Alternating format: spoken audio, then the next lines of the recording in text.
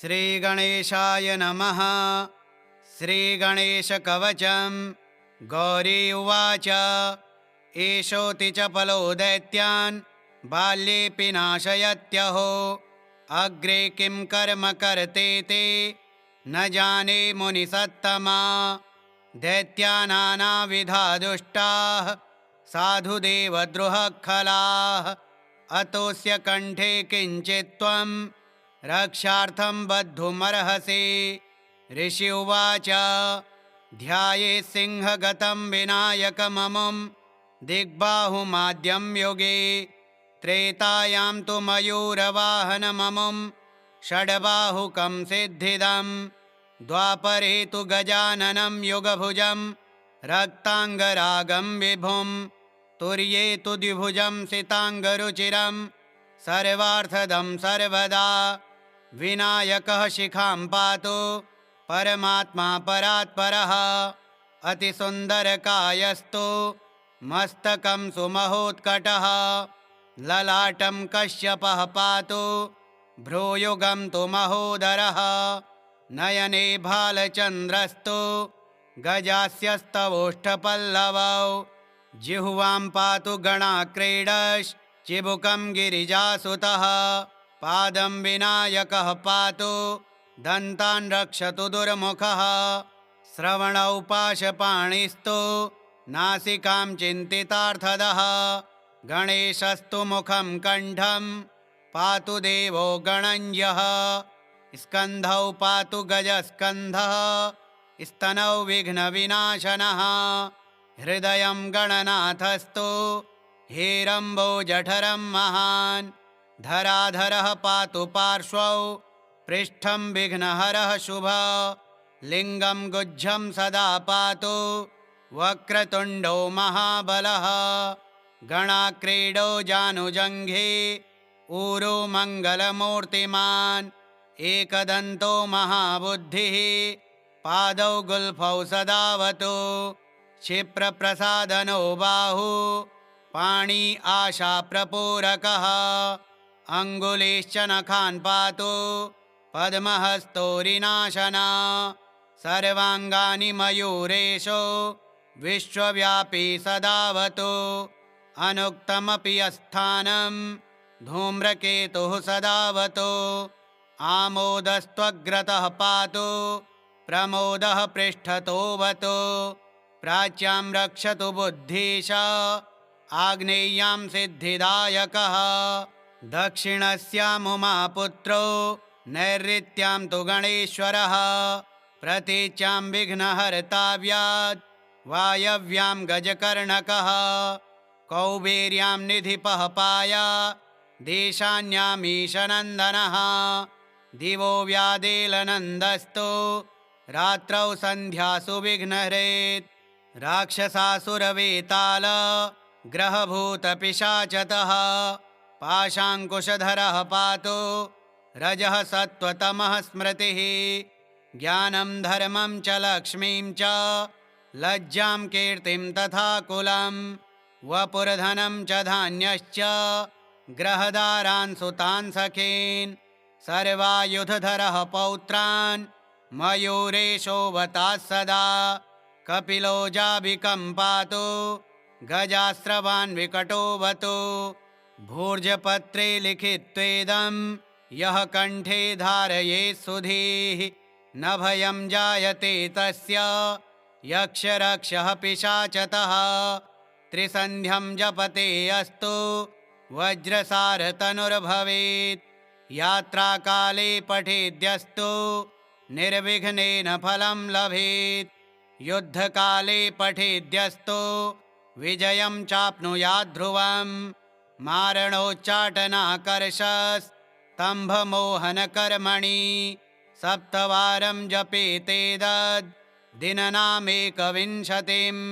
तत्तत्फलमवाप्नोति साधको नात्र संशयः। एकविंशतिवारं च पठेत्तावद्दिनानि यः। कारागृहगतं सद्यो राज्ञावध्यं च मोचयेत्। राजदर्शनवेलायां पठेदेतत्त्रिवारतः स राजानं वशं नीत्वा प्रकृतिश्च सभां जयेत्।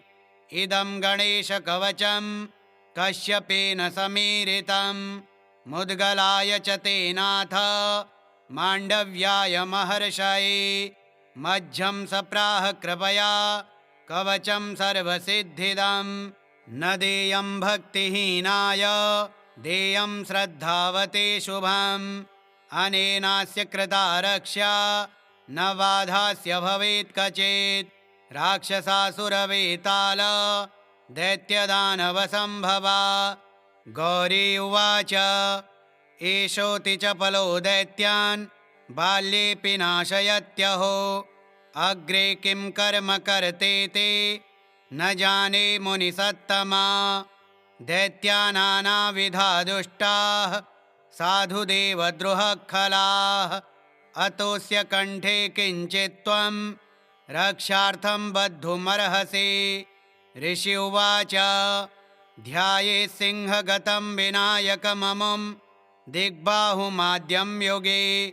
त्रेतायां तु मयूरवाहनममुं षड्बाहुकं सिद्धिदं। द्वापरे तु गजाननं युगभुजं रक्ताङ्गरागं विभुं।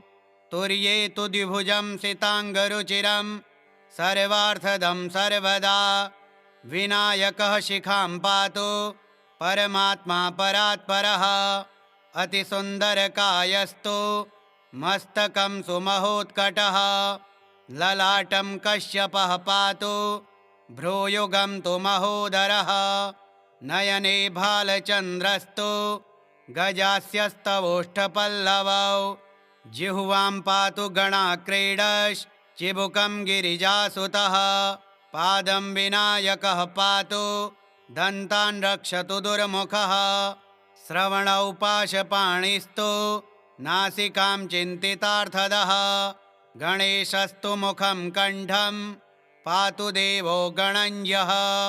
स्कन्धौ पातु गजस्कन्धः स्तनौ विघ्नविनाशनः। हृदयं गणनाथस्तु हेरम्बोजठरं महान्। धराधरः पातु पार्श्वौ पृष्ठं विघ्नहरः शुभ। लिङ्गं गुज्जं सदा पातु वक्रतुण्डो महाबलः। गणाक्रीडो जानुजङ्घे ऊरो मङ्गलमूर्तिमान्। एकदन्तो महाबुद्धिः पादौ गुल्फौ सदावतु। क्षिप्रप्रसादनो बाहु पाणी आशाप्रपूरकः। अङ्गुलीश्च नखान् पातु पद्महस्तोरिनाशना।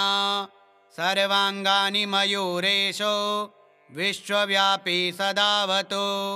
अनुक्तमपि यस्थानं धूम्रकेतुः सदावतु।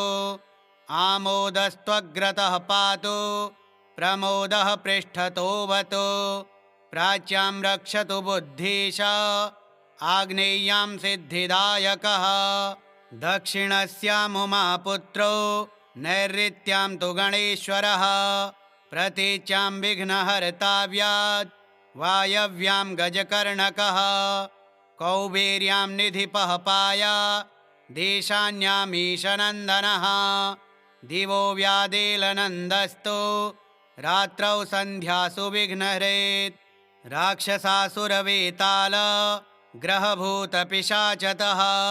पाशाङ्कुशधरः पातु रजः सत्त्वतमः स्मृतिः। ज्ञानं धर्मं च लक्ष्मीं च लज्जां कीर्तिं तथा कुलं। वपुर्धनं च धान्यश्च ग्रहदारान् सुतान् सखीन्। सर्वायुधधरः पौत्रान् मयूरेशोऽवताः सदा। कपिलो जाबिकं पातु गजास्रवान् विकटोऽवतु। भूर्जपत्रे लिखित्वेदं यः कण्ठे धारयेत् सुधीः। न भयं जायते तस्य यक्षरक्षः पिशाचतः। त्रिसन्ध्यं जपते अस्तु वज्रसारतनुर्भवेत्। यात्राकाले पठेद्यस्तु निर्विघ्नेन फलं लभेत्। युद्धकाले पठेद्यस्तु विजयं चाप्नुयात् ध्रुवम्। मारणोच्चाटनाकर्षस्तम्भमोहनकर्मणि सप्तवारं जपेतेदद् दिननामेकविंशतिं तत्तत्फलमवाप्नोति साधको नात्र संशयः। एकविंशतिवारं च पठेत्तावद्दिनानि यः कारागृहगतं सद्यो राज्ञा वध्यं च मोचयेत्। राजदर्शनवेलायां पठेदेतत्त्रिवारतः स राजानं वशं नीत्वा प्रकृतेश्च सभां जयेत्। इदं गणेशकवचं कश्यपेन समीरितं मुद्गलाय च तेनाथ माण्डव्याय महर्षये। मध्यं सप्राह कृपया कवचं सर्वसिद्धिदं न देयं भक्तिहीनाय देयं श्रद्धावते शुभम्। अनेनास्य कृता रक्षा न बाधास्य भवेत् कचित्। राक्षसासुरवेताल दैत्यदानवसम्भवा। गौरी उवाच एषोऽति चपलो दैत्यान् बाल्येऽपि नाशयत्यहो। अग्रे किं कर्म कर्तेति न जाने मुनिसत्तमा। दैत्यानानाविधा दुष्टाः साधुदेवद्रुहखलाः। अतोऽस्य कण्ठे किञ्चित् त्वं रक्षार्थं बद्धुमर्हसि। ऋषि उवाच ध्यायेत् सिंहगतं विनायकममुं दिग्बाहुमाद्यं युगे। त्रेतायां तु मयूरवाहनममुं षड्बाहुकं सिद्धिदं। द्वापरे तु गजाननं युगभुजं रक्ताङ्गरागं विभुं। तुर्ये तु द्विभुजं सिताङ्गरुचिरं सर्वार्थदं सर्वदा। विनायकः शिखां पातु परमात्मा परात्परः। अतिसुन्दरकायस्तु मस्तकं सुमहोत्कटः। ललाटं कश्यपः पातु भ्रूयुगं तु महोदरः। नयने भालचन्द्रस्तु गजास्यस्तवोष्ठपल्लवौ। जिह्वां पातु गणाक्रीडश्चिबुकं गिरिजासुतः। पादं विनायकः पातु दन्तान् रक्षतु दुर्मुखः। श्रवणौ पाशपाणिस्तु नासिकां चिन्तितार्थदः। गणेशस्तु मुखं कण्ठं पातु देवो गणञ्जः। स्कन्धौ पातु गजस्कन्धः स्तनौ विघ्नविनाशनः। हृदयं गणनाथस्तु हेरम्बोजठरं महान्। धराधरः पातु पार्श्वौ पृष्ठं विघ्नहरः शुभ। लिङ्गं गुज्जं सदा पातु वक्रतुण्डो महाबलः। गणाक्रीडो जानुजङ्घे ऊरो मङ्गलमूर्तिमान्। एकदन्तो महाबुद्धिः पादौ गुल्फौ सदावतु। क्षिप्रप्रसादनो बाहु पाणी आशाप्रपूरकः। अङ्गुलीश्च नखान् पातु पद्महस्तोरिनाशना। सर्वाङ्गानि मयूरेशो विश्वव्यापी सदावतु। अनुक्तमपि यस्थानं धूम्रकेतुः सदावतु। आमोदस्त्वग्रतः पातु प्रमोदः पृष्ठतोऽवतु। प्राच्यां रक्षतु बुद्धीश आग्नेय्यां सिद्धिदायकः। दक्षिणस्यामुमापुत्रो नैऋत्यां तु गणेश्वरः। प्रतीच्यां विघ्नहर्ताव्यात् वायव्यां गजकर्णकः। कौबेर्यां निधिपः पाया देशान्यामीशनन्दनः। दिवो व्यादेलनन्दस्तु रात्रौ सन्ध्यासु विघ्नहरेत्। राक्षसासुरवेताल ग्रहभूतपिशाचतः। पाशाङ्कुशधरः पातु रजः सत्त्वतमः स्मृतिः। ज्ञानं धर्मं च लक्ष्मीं च लज्जां कीर्तिं तथा कुलं। वपुर्धनं च धान्यश्च ग्रहदारान् सुतान् सखीन्। सर्वायुधधरः पौत्रान् मयूरेशोऽवताः सदा। कपिलो जाबिकम्पातो गजास्रवान् विकटोऽवतु भूर्जपत्रे लिखित्वेदं यः कण्ठे धारयेत् सुधीः न भयं जायते तस्य यक्षरक्षः पिशाचतः त्रिसन्ध्यं जपते अस्तु वज्रसारतनुर्भवेत् यात्राकाले पठेद्यस्तु निर्विघ्नेन फलं लभेत् युद्धकाले पठेद्यस्तु विजयं चाप्नुयात् ध्रुवम् मारणोच्चाटनाकर्षस्तम्भमोहनकर्मणि सप्तवारं जपेतेतद् दिननामेकविंशतिं तत्तत्फलमवाप्नोति साधको नात्र संशयः एकविंशतिवारं च पठेत्तावद्दिनानि यः कारागृहगतं सद्यो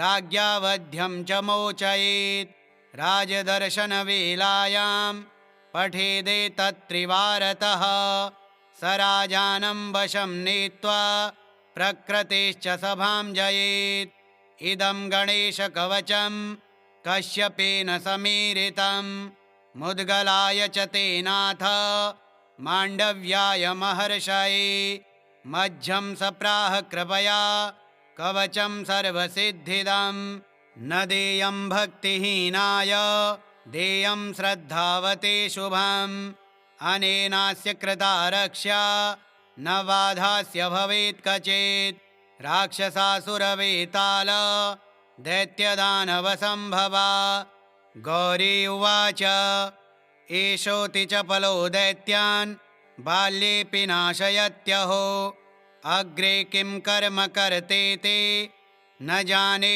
मुनिसत्तमा दैत्यानानाविधा दुष्टाः साधुदेवद्रुहखलाः अतोऽस्य कण्ठे किञ्चित् त्वं रक्षार्थं बद्धुमर्हसि ऋषि उवाच ध्यायेत् सिंहगतं विनायकममुं दिग्बाहुमाद्यं युगे त्रेतायां तु मयूरवाहनममुं षड्बाहुकं सिद्धिदं द्वापरे तु गजाननं युगभुजं रक्ताङ्गरागं विभुं तुर्ये तु द्विभुजं सिताङ्गरुचिरं सर्वार्थदं सर्वदा विनायकः शिखां पातु परमात्मा परात्परः अतिसुन्दरकायस्तु मस्तकं सुमहोत्कटः ललाटं कश्यपः पातु भ्रूयुगं तु महोदरः नयने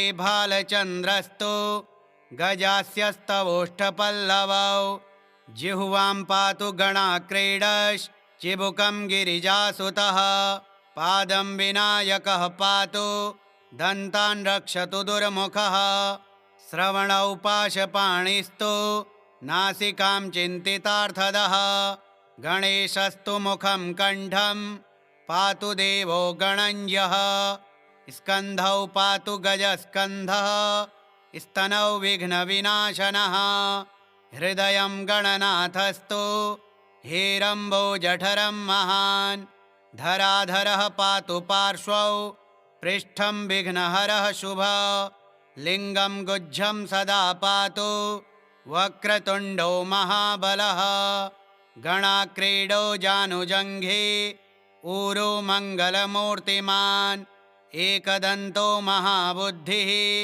पादौ गुल्फौ सदावतु क्षिप्रप्रसादनो बाहु पाणी आशाप्रपूरकः अङ्गुलीश्च नखान् पातु पद्महस्तोरिनाशना सर्वाङ्गानि मयूरेशो विश्वव्यापी सदावतु अनुक्तमपि यस्थानं धूम्रकेतुः सदावतु आमोदस्त्वग्रतः पातु प्रमोदः पृष्ठतोऽवतु प्राच्यां रक्षतु बुद्धीश आग्नेय्यां सिद्धिदायकः दक्षिणस्यामुमापुत्रो नैऋत्यां तु गणेश्वरः प्रतीच्यां विघ्नहर्ताव्यात् वायव्यां गजकर्णकः कौबेर्यां निधिपः पाया देशान्यामीशनन्दनः दिवो व्यादेलनन्दस्तु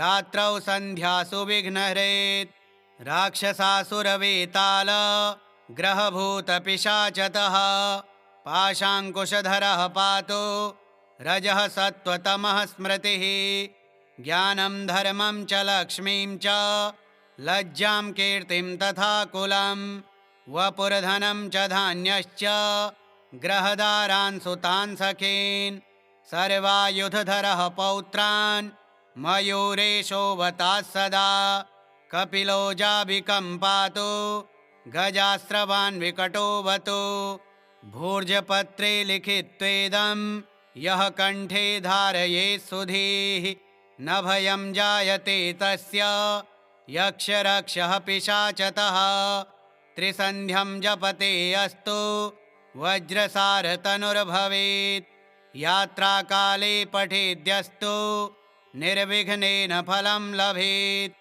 युद्धकाले पठेद्यस्तु विजयं चाप्नुयात् ध्रुवम्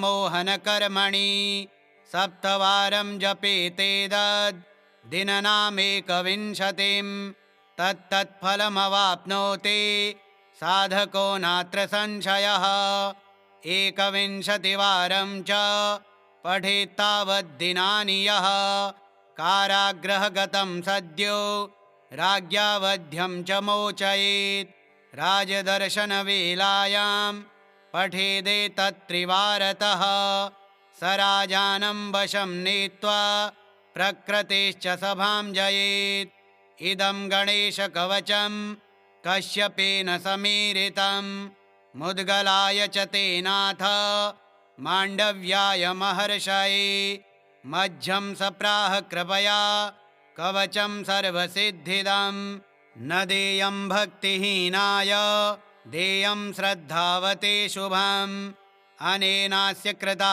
रक्षा न बाधास्य भवेत् क्वचित् राक्षसासुरवेताल दैत्यदानवसम्भवा गौरी उवाच एषोऽति चपलो दैत्यान् बाल्येऽपि नाशयत्यहो अग्रे किं कर्म कर्तेते न जाने मुनिसत्तमा दैत्यानानाविधा दुष्टाः साधुदेवद्रुहखलाः अतोऽस्य कण्ठे किञ्चित् त्वं रक्षार्थं बद्धुमर्हसि ऋषि उवाच ध्यायेत् सिंहगतं विनायकममुं दिग्बाहुमाद्यं युगे त्रेतायां तु मयूरवाहनममुं षड्बाहुकं सिद्धिदं द्वापरे तु गजाननं युगभुजं रक्ताङ्गरागं विभुं तुर्ये तु द्विभुजं सिताङ्गरुचिरं सर्वार्थदं सर्वदा विनायकः शिखां पातु परमात्मा परात्परः अतिसुन्दरकायस्तु मस्तकं सुमहोत्कटः ललाटं कश्यपः पातु भ्रूयुगं तु महोदरः नयने भालचन्द्रस्तु गजास्यस्तवोष्ठपल्लवौ जिह्वां पातु गणाक्रीडश्चिबुकं गिरिजासुतः पादं विनायकः पातु दन्तान् रक्षतु दुर्मुखः श्रवणौ पाशपाणिस्तु नासिकां चिन्तितार्थदः गणेशस्तु मुखं कण्ठं पातु देवो गणञ्जः स्कन्धौ पातु गजस्कन्धः स्तनौ विघ्नविनाशनः हृदयं गणनाथस्तु हेरम्बोजठरं महान् धराधरः पातु पार्श्वौ पृष्ठं विघ्नहरः शुभ लिङ्गं गुज्जं सदा पातु वक्रतुण्डो महाबलः गणाक्रीडो जानुजङ्घे ऊरो मङ्गलमूर्तिमान् एकदन्तो महाबुद्धिः पादौ गुल्फौ सदावतु क्षिप्रप्रसादनो बाहु पाणी आशाप्रपूरकः अङ्गुलीश्च नखान् पातु पद्महस्तोरिनाशना सर्वाङ्गानि मयूरेशो विश्वव्यापी सदावतु अनुक्तमपि यस्थानं धूम्रकेतुः सदावतु आमोदस्त्वग्रतः पातु प्रमोदः पृष्ठतोऽवतु प्राच्यां रक्षतु बुद्धीश आग्नेय्यां सिद्धिदायकः दक्षिणस्यामुमापुत्रो नैऋत्यां तु गणेश्वरः प्रतीच्यां विघ्नहर्ताव्यात् वायव्यां गजकर्णकः कौबेर्यां निधिपः पाया देशान्यामीशनन्दनः दिवो व्यादेलनन्दस्तु रात्रौ सन्ध्यासु विघ्नहरेत् राक्षसासुरवेताल ग्रहभूतपिशाचतः पाशाङ्कुशधरः पातु रजः सत्त्वतमः स्मृतिः ज्ञानं धर्मं च लक्ष्मीं च लज्जां कीर्तिं तथा कुलं वपुर्धनं च धान्यश्च ग्रहदारान् सुतान् सखीन् सर्वायुधधरः पौत्रान् मयूरेशोऽवताः सदा कपिलो जाबिकं पातु गजास्रवान् विकटोऽवतु भूर्जपत्रे लिखित्वेदं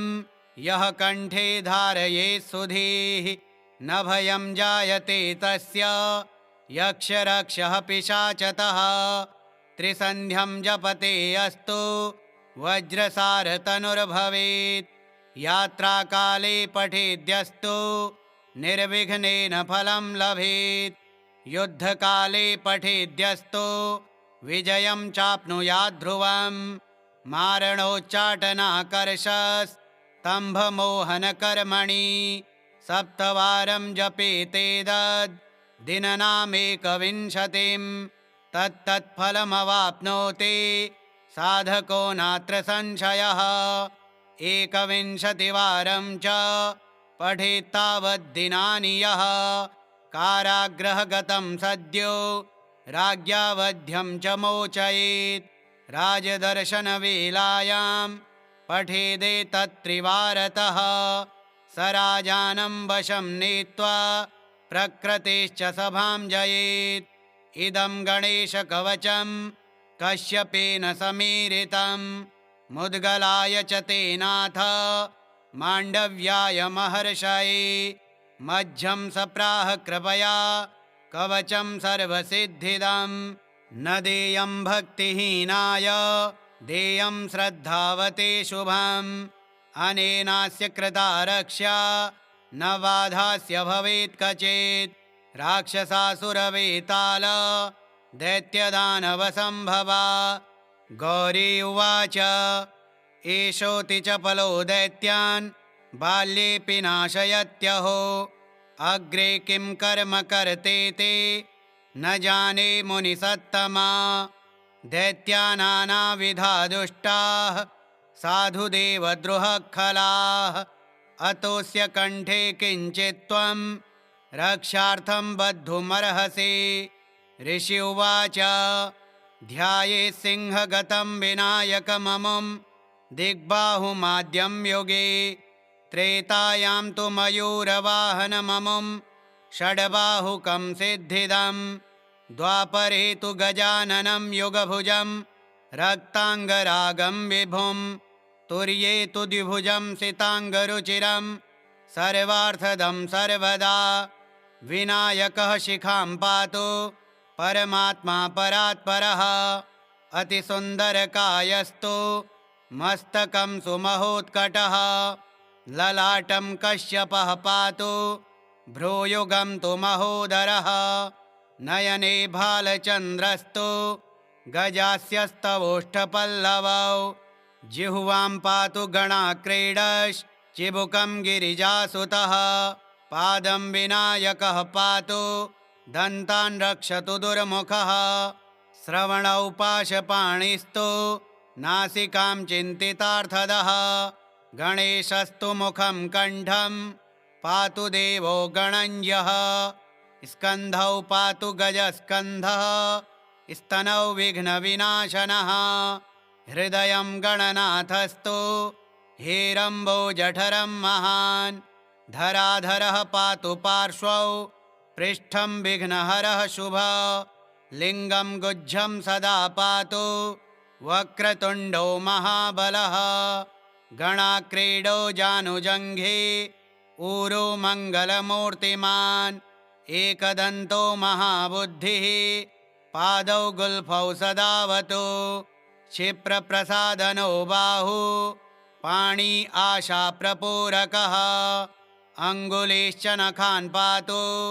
पद्महस्तोरिनाशना सर्वाङ्गानि मयूरेशो विश्वव्यापी सदावतु अनुक्तमपि यस्थानं धूम्रकेतुः सदावतु आमोदस्त्वग्रतः पातु प्रमोदः पृष्ठतोऽवतु प्राच्यां रक्षतु बुद्धीश आग्नेय्यां सिद्धिदायकः दक्षिणस्यामुमापुत्रो नैऋत्यां तु गणेश्वरः प्रतीच्यां विघ्नहर्ताव्यात् वायव्यां गजकर्णकः कौबेर्यां निधिपः पाया देशान्यामीशनन्दनः दिवो व्यादेलनन्दस्तु रात्रौ सन्ध्यासु विघ्नहरेत् राक्षसासुरवेताल ग्रहभूतपिशाचतः पाशाङ्कुशधरः पातु रजः सत्त्वतमः स्मृतिः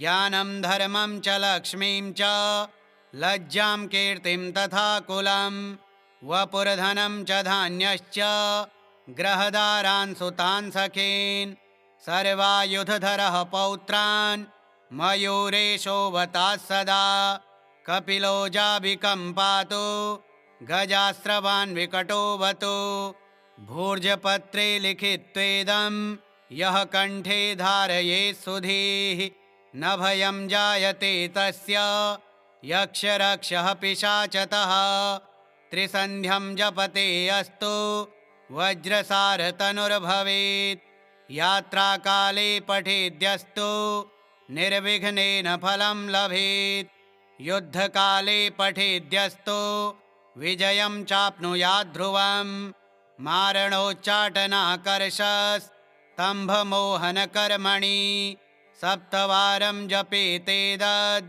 दिननामेकविंशतिं तत्तत्फलमवाप्नोति साधको नात्र संशयः एकविंशतिवारं च पठेत्तावद्दिनानि यः कारागृहगतं सद्यो राज्ञा वध्यं च मोचयेत् राजदर्शनवेलायां पठेदेतत्त्रिवारतः स राजानं वशं नीत्वा प्रकृतेश्च सभां जयेत् इदं गणेशकवचं कश्यपेन समीरितं मुद्गलाय च तेनाथ माण्डव्याय महर्षये मध्यं सप्राह कृपया कवचं सर्वसिद्धिदं न देयं भक्तिहीनाय देयं श्रद्धावते शुभम् अनेनास्य कृता रक्षा न बाधास्य भवेत् कचित्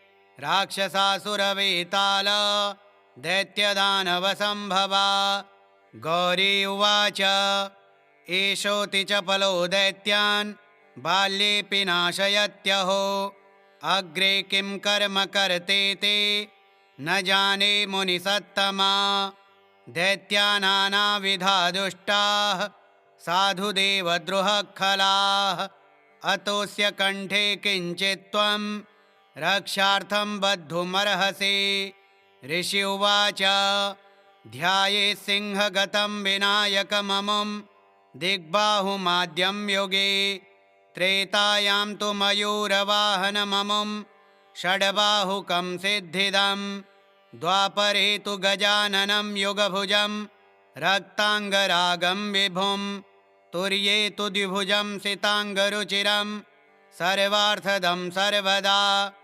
विनायकः शिखां पातु परमात्मा परात्परः अतिसुन्दरकायस्तु मस्तकं सुमहोत्कटः ललाटं कश्यपः पातु भ्रूयुगं तु महोदरः नयने भालचन्द्रस्तु गजास्यस्तवोष्ठपल्लवौ जिह्वां पातु गणाक्रीडश्चिबुकं गिरिजासुतः पादं विनायकः पातु दन्तान् रक्षतु दुर्मुखः श्रवणौ पाशपाणिस्तु नासिकां चिन्तितार्थदः गणेशस्तु मुखं कण्ठं पातु देवो गणञ्जः स्कन्धौ पातु गजस्कन्धः स्तनौ विघ्नविनाशनः हृदयं गणनाथस्तु हेरम्बो जठरं महान् धराधरः पातु पार्श्वौ पृष्ठं विघ्नहरः शुभः लिङ्गं गुज्जं सदा पातु वक्रतुण्डो महाबलः गणाक्रीडो जानुजङ्घे ऊरो मङ्गलमूर्तिमान् एकदन्तो महाबुद्धिः पादौ गुल्फौ सदावतु क्षिप्रप्रसादनो बाहु पाणी आशाप्रपूरकः अङ्गुलीश्च नखान् पातु पद्महस्तोरिनाशना सर्वाङ्गानि मयूरेशो विश्वव्यापी सदावतु अनुक्तमपि यस्थानं धूम्रकेतुः सदावतु आमोदस्त्वग्रतः पातु प्रमोदः पृष्ठतोऽवतु प्राच्यां रक्षतु बुद्धीश आग्नेय्यां सिद्धिदायकः दक्षिणस्यामुमापुत्रो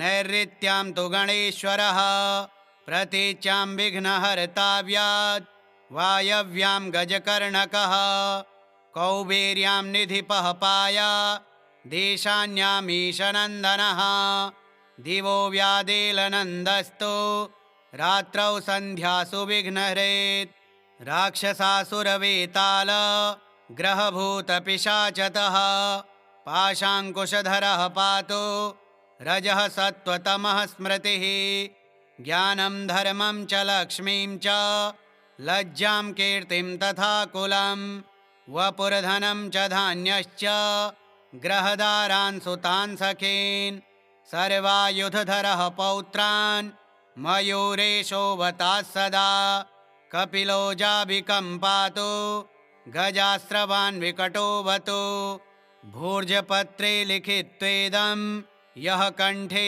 धारयेत् सुधीः न भयं जायते तस्य यक्षरक्षः पिशाचतः त्रिसन्ध्यं जपते अस्तु वज्रसारतनुर्भवेत् यात्राकाले पठेद्यस्तु निर्विघ्नेन फलं लभेत् युद्धकाले पठेद्यस्तु विजयं चाप्नुयात् ध्रुवम् मारणोच्चाटनाकर्षस्तम्भमोहनकर्मणि सप्तवारं जपेतेतद् दिननामेकविंशतिं तत्तत्फलमवाप्नोति साधको नात्र संशयः एकविंशतिवारं च पठेत्तावद्दिनानि यः कारागृहगतं सद्यो राज्ञावध्यं च मोचयेत् राजदर्शनवेलायां पठेदेतत्त्रिवारतः स राजानं वशं नीत्वा प्रकृतेश्च सभां जयेत् इदं गणेशकवचं कश्यपेन समीरितं मुद्गलाय च तेनाथ माण्डव्याय महर्षये मध्यं सप्राह कृपया कवचं सर्वसिद्धिदं न देयं भक्तिहीनाय देयं श्रद्धावते शुभम् अनेनास्य कृता रक्षा न बाधास्य भवेत् क्वचित् राक्षसासुरवेताल दैत्यदानवसम्भवा गौरी उवाच एषोऽति चपलो दैत्यान् बाल्येऽपि नाशयत्यहो अग्रे किं कर्म कर्तेते न जाने मुनिसत्तमा दैत्यानानाविधा दुष्टाः साधुदेवद्रुहखलाः अतोऽस्य कण्ठे किञ्चित् त्वं रक्षार्थं बद्धुमर्हसि ऋषि उवाच ध्यायेत् सिंहगतं विनायकममुं दिग्बाहुमाद्यं युगे त्रेतायां तु मयूरवाहनममुं षड्बाहुकं सिद्धिदं द्वापरे तु गजाननं युगभुजं रक्ताङ्गरागं विभुं तुर्ये तु द्विभुजं सिताङ्गरुचिरं सर्वार्थदं सर्वदा विनायकः शिखां पातु परमात्मा परात्परः अतिसुन्दरकायस्तु मस्तकं सुमहोत्कटः ललाटं कश्यपः पातु भ्रूयुगं तु महोदरः नयने भालचन्द्रस्तु गजास्यस्तवोष्ठपल्लवौ जिह्वां पातु गणाक्रीडश्चिबुकं गिरिजासुतः पादं विनायकः पातु दन्तान् रक्षतु दुर्मुखः श्रवणौ पाशपाणिस्तु नासिकां चिन्तितार्थदः गणेशस्तु मुखं कण्ठं पातु देवो गणञ्जः स्कन्धौ पातु गजस्कन्धः स्तनौ विघ्नविनाशनः हृदयं गणनाथस्तु हेरम्बो जठरं महान् धराधरः पातु पार्श्वौ पृष्ठं विघ्नहरः शुभ लिङ्गं गुज्जं सदा पातु वक्रतुण्डो महाबलः गणाक्रीडो जानुजङ्घे ऊरो मङ्गलमूर्तिमान् एकदन्तो महाबुद्धिः पादौ गुल्फौ सदावतु क्षिप्रप्रसादनो बाहु पाणी आशाप्रपूरकः अङ्गुलीश्च नखान् पातु पद्महस्तोरिनाशना सर्वाङ्गानि मयूरेशो विश्वव्यापी सदावतु अनुक्तमपि यस्थानं धूम्रकेतुः सदावतु आमोदस्त्वग्रतः पातु प्रमोदः पृष्ठतोऽवतु प्राच्यां रक्षतु बुद्धीश आग्नेय्यां सिद्धिदायकः दक्षिणस्यामुमापुत्रो नैऋत्यां तु गणेश्वरः प्रतीच्यां विघ्नहर्ताव्यात् वायव्यां गजकर्णकः कौबेर्यां निधिपः पाया देशान्यामीशनन्दनः दिवो व्यादेलनन्दस्तु रात्रौ सन्ध्यासु विघ्नहरेत् राक्षसासुरवेताल ग्रहभूतपिशाचतः पाशाङ्कुशधरः पातु रजः सत्त्वतमः स्मृतिः ज्ञानं धर्मं च लक्ष्मीं च लज्जां कीर्तिं तथा कुलं वपुर्धनं च धान्यश्च ग्रहदारान् सुतान् सखीन् सर्वायुधधरः पौत्रान् मयूरेशोऽवताः सदा कपिलो जाबिकं पातु गजास्रवान् विकटोऽवतु भूर्जपत्रे लिखित्वेदं यः कण्ठे धारयेत् सुधीः न भयं जायते तस्य यक्षरक्षः पिशाचतः त्रिसन्ध्यं जपते अस्तु वज्रसारतनुर्भवेत् यात्राकाले पठेद्यस्तु निर्विघ्नेन फलं लभेत् युद्धकाले पठेद्यस्तु विजयं चाप्नुयात् ध्रुवम् मारणोच्चाटनाकर्षस्तम्भमोहनकर्मणि सप्तवारं जपेतेदद् दिननामेकविंशतिं तत्तत्फलमवाप्नोति साधको नात्र संशयः एकविंशतिवारं च पठेत्तावद्दिनानि यः कारागृहगतं सद्यो राज्ञा वध्यं च मोचयेत् राजदर्शनवेलायां पठेदेतत्त्रिवारतः स राजानं वशं नीत्वा प्रकृतेश्च सभां जयेत् इदं गणेशकवचं कश्यपेन समीरितं मुद्गलाय च तेनाथ माण्डव्याय महर्षये मध्यं सप्राह कृपया कवचं सर्वसिद्धिदं न देयं भक्तिहीनाय देयं श्रद्धावते शुभम् अनेनास्य कृता रक्षा न बाधास्य भवेत् कचित् राक्षसासुरवेताल दैत्यदानवसम्भवा गौरी उवाच एषोऽति चपलो दैत्यान् बाल्येऽपि नाशयत्यहो अग्रे किं कर्म कर्तेते न जाने मुनिसत्तमा दैत्यानानाविधा दुष्टाः साधुदेवद्रुहखलाः अतोऽस्य कण्ठे किञ्चित् त्वं रक्षार्थं बद्धुमर्हसि। ऋषि उवाच ध्यायेत् सिंहगतं विनायकममुं दिग्बाहुमाद्यं युगे। त्रेतायां तु मयूरवाहनममुं षड्बाहुकं सिद्धिदं। द्वापरे तु गजाननं युगभुजं रक्ताङ्गरागं विभुं। तुर्ये तु द्विभुजं सिताङ्गरुचिरं सर्वार्थदं सर्वदा। विनायकः शिखां पातु परमात्मा परात्परः। अतिसुन्दरकायस्तु मस्तकं सुमहोत्कटः। ललाटं कश्यपः पातु भ्रूयुगं तु महोदरः। नयने भालचन्द्रस्तु गजास्यस्तवोष्ठपल्लवौ। जिह्वां पातु गणाक्रीडश्चिबुकं गिरिजासुतः। पादं विनायकः पातु दन्तान् रक्षतु दुर्मुखः। श्रवणौ पाशपाणिस्तु नासिकां चिन्तितार्थदः। गणेशस्तु मुखं कण्ठं पातु देवो गणञ्जः। स्कन्धौ पातु गजस्कन्धः स्तनौ विघ्नविनाशनः। हृदयं गणनाथस्तु हेरम्बो जठरं महान्। धराधरः पातु पार्श्वौ पृष्ठं विघ्नहरः शुभः। लिङ्गं गुज्झं सदा पातु वक्रतुण्डो महाबलः। गणाक्रीडो जानुजङ्घे ऊरो मङ्गलमूर्तिमान्। एकदन्तो महाबुद्धिः पादौ गुल्फौ सदावतु।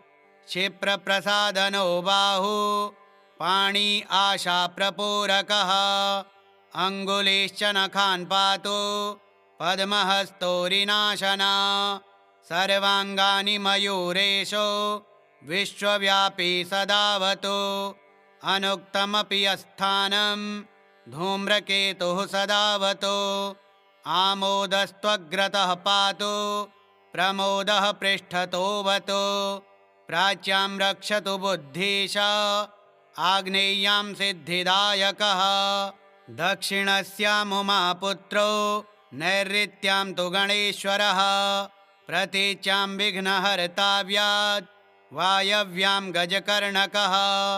कौबेर्यां निधिपः पाया देशान्यामीशनन्दनः। दिवो व्यादेलनन्दस्तु रात्रौ सन्ध्यासु विघ्नहरेत्। राक्षसासुरवेताल ग्रहभूतपिशाचतः। पाशाङ्कुशधरः पातु रजः सत्त्वतमः स्मृतिः। ज्ञानं धर्मं च लक्ष्मीं च लज्जां कीर्तिं तथा कुलं। वपुर्धनं च धान्यश्च ग्रहदारान् सुतान् सखीन्। सर्वायुधधरः पौत्रान् मयूरेशोऽवतात् सदा। कपिलो जाबिकं पातु गजास्रवान् विकटोऽवतु। भूर्जपत्रे लिखित्वेदं यः कण्ठे धारयेत् सुधीः। न भयं जायते तस्य यक्षरक्षः पिशाचतः। त्रिसन्ध्यं जपते अस्तु वज्रसारतनुर्भवेत्। यात्राकाले पठेद्यस्तु निर्विघ्नेन फलं लभेत्।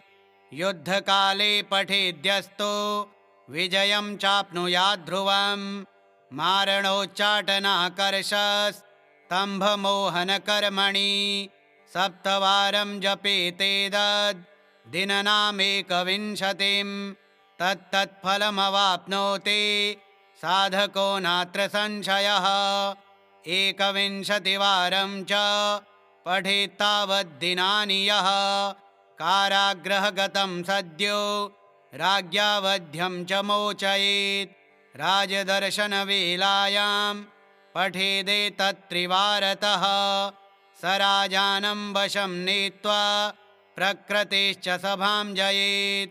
इदं गणेशकवचं कश्यपेन समीरितं। मुद्गलाय च तेनाथ माण्डव्याय महर्षये। मध्यं सप्राह कृपया कवचं सर्वसिद्धिदं। न देयं भक्तिहीनाय देयं श्रद्धावते शुभम् अनेनास्य कृता रक्षा न बाधास्य भवेत् कचित् राक्षसासुरवेताल दैत्यदानवसम्भवा गौरी उवाच एषोऽति चपलो दैत्यान् बाल्येऽपि नाशयत्यहो अग्रे किं कर्म कर्तेते न जाने मुनिसत्तमा दैत्यानानाविधा दुष्टाः साधुदेवद्रुहखलाः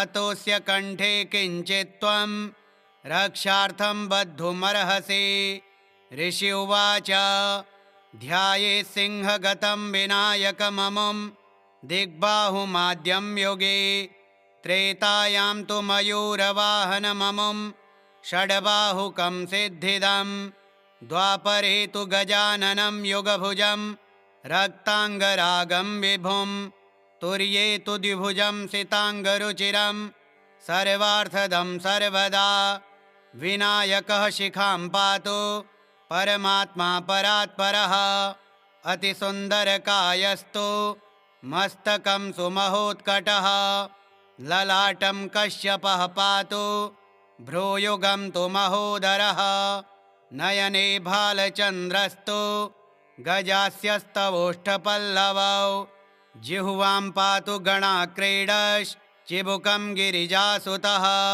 पादं विनायकः पातु दन्तान् रक्षतु दुर्मुखः श्रवणौ पाशपाणिस्तु नासिकां चिन्तितार्थदः गणेशस्तु मुखं कण्ठं पातु देवो गणञ्जः स्कन्धौ पातु गजस्कन्धः स्तनौ विघ्नविनाशनः हृदयं गणनाथस्तु हेरम्बोजठरं महान् धराधरः पातु पार्श्वौ पृष्ठं विघ्नहरः शुभः लिङ्गं गुज्जं सदा पातु वक्रतुण्डो महाबलः गणाक्रीडो जानुजङ्घे ऊरो मङ्गलमूर्तिमान् एकदन्तो महाबुद्धिः पादौ गुल्फौ सदावतु क्षिप्रप्रसादनो बाहु पाणी आशाप्रपूरकः अङ्गुलीश्च नखान् पातु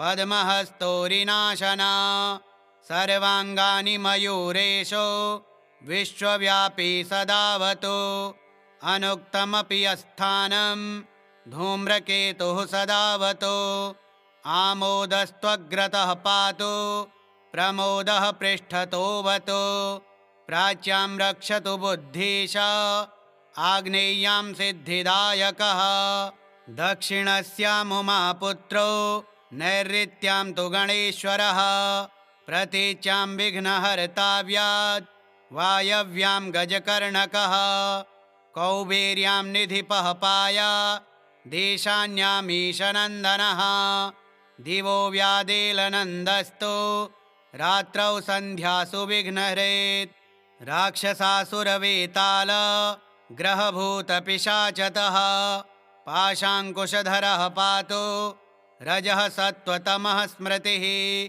ज्ञानं धर्मं च लक्ष्मीं च लज्जां कीर्तिं तथा कुलं वपुर्धनं च धान्यश्च ग्रहदारान् सुतान् सखीन् सर्वायुधधरः पौत्रान् मयूरेशोऽवताः सदा कपिलो जाबिकं पातु गजास्रवान् विकटोऽवतु भूर्जपत्रे लिखित्वेदं यः कण्ठे धारयेत् सुधीः न भयं जायते तस्य यक्षरक्षः पिशाचतः त्रिसन्ध्यं जपते अस्तु वज्रसारतनुर्भवेत् यात्राकाले पठेद्यस्तु निर्विघ्नेन फलं लभेत् युद्धकाले पठेद्यस्तु विजयं चाप्नुयात् ध्रुवम् मारणोच्चाटनाकर्षस्तम्भमोहनकर्मणि सप्तवारं जपेतेदद् दिननामेकविंशतिं तत्तत्फलमवाप्नोति साधको नात्र संशयः एकविंशतिवारं च पठेत्तावद्दिनानि यः कारागृहगतं सद्यो राज्ञा वध्यं च मोचयेत् राजदर्शनवेलायां पठेदेतत्त्रिवारतः स राजानं वशं नीत्वा प्रकृतेश्च सभां जयेत् इदं गणेशकवचं कश्यपेन समीरितं मुद्गलाय च तेनाथ माण्डव्याय महर्षये मध्यं सप्राह कृपया कवचं सर्वसिद्धिदं न देयं भक्तिहीनाय देयं श्रद्धावते शुभम् अनेनास्य कृता रक्षा न बाधास्य भवेत् क्वचित् राक्षसासुरवेताल दैत्यदानवसम्भवा गौरी उवाच एषोऽति चपलो दैत्यान् बाल्येऽपि नाशयत्यहो अग्रे किं कर्म कर्तेते न जाने मुनिसत्तमा दैत्यानानाविधा दुष्टाः साधुदेवद्रुहखलाः अतोऽस्य कण्ठे किञ्चित् त्वं रक्षार्थं बद्धुमर्हसि ऋषि उवाच ध्यायेत् सिंहगतं विनायकममुं दिग्बाहुमाद्यं युगे त्रेतायां तु मयूरवाहनममुं षड्बाहुकं सिद्धिदं द्वापरे तु गजाननं युगभुजं रक्ताङ्गरागं विभुं तुर्ये तु द्विभुजं सिताङ्गरुचिरं सर्वार्थदं सर्वदा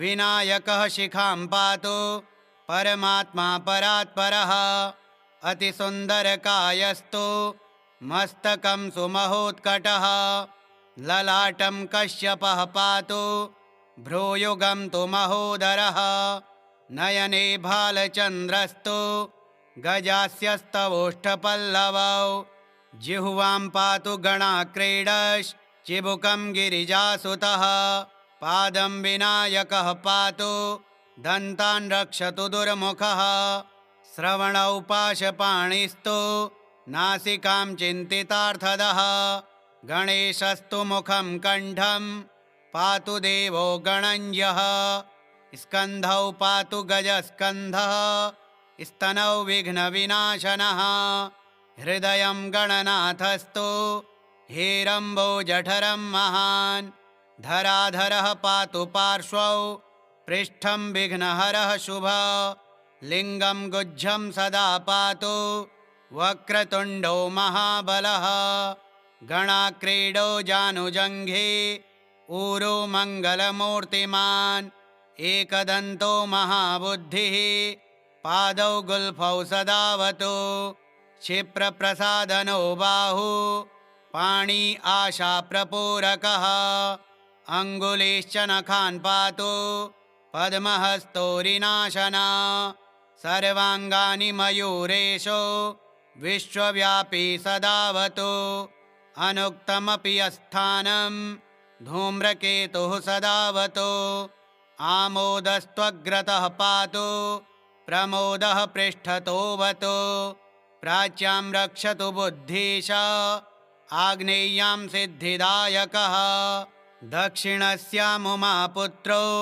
नैऋत्यां तु गणेश्वरः प्रतीच्यां विघ्नहर्ताव्यात् वायव्यां गजकर्णकः कौबेर्यां निधिपः पाया देशान्यामीशनन्दनः दिवो व्यादेलनन्दस्तु रात्रौ सन्ध्यासु विघ्नहरेत् राक्षसासुरवेताल ग्रहभूतपिशाचतः पाशाङ्कुशधरः पातु रजः सत्त्वतमः स्मृतिः ज्ञानं धर्मं च लक्ष्मीं च लज्जां कीर्तिं तथा कुलं वपुर्धनं च धान्यश्च ग्रहदारान् सुतान् सखीन् सर्वायुधधरः पौत्रान् मयूरेशोऽवताः सदा कपिलो जाबिकं पातु गजास्रवान् विकटोऽवतु भूर्जपत्रे लिखित्वेदं यः कण्ठे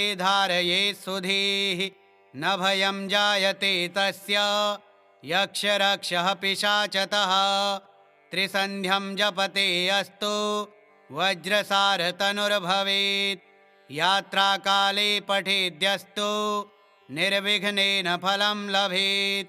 युद्धकाले पठेद्यस्तु विजयं चाप्नुयात् ध्रुवम्। मारणोच्चाटनाकर्षस्तम्भमोहनकर्मणि सप्तवारं जपेतेतद् दिननामेकविंशतिं। तत्तत्फलमवाप्नोति साधको नात्र संशयः। एकविंशतिवारं च पठेत्तावद्दिनानि यः। कारागृहगतं सद्यो राज्ञा वध्यं च मोचयेत्। राजदर्शनवेलायां पठेदेतत्त्रिवारतः। स राजानं वशं नीत्वा प्रकृतेश्च सभां जयेत्। इदं गणेशकवचं कश्यपेन समीरितं। मुद्गलाय च तेनाथ माण्डव्याय महर्षये। मध्यं सप्राह कृपया कवचं सर्वसिद्धिदम्। न देयं भक्तिहीनाय देयं श्रद्धावते शुभम्। अनेनास्य कृता रक्षा न बाधास्य भवेत् क्वचित्। राक्षसासुरवेताल दैत्यदानवसम्भवा। श्रीगणेशपुराणे गणेशकवचं श्रीगणेशार्पणमस्तु। ॐ गं गणपतये नमः।